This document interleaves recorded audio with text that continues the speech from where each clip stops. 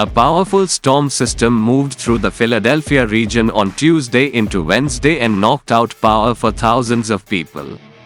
The storm pounded the Delaware Valley with heavy rain, thunderstorms and high winds with the potential for flooding.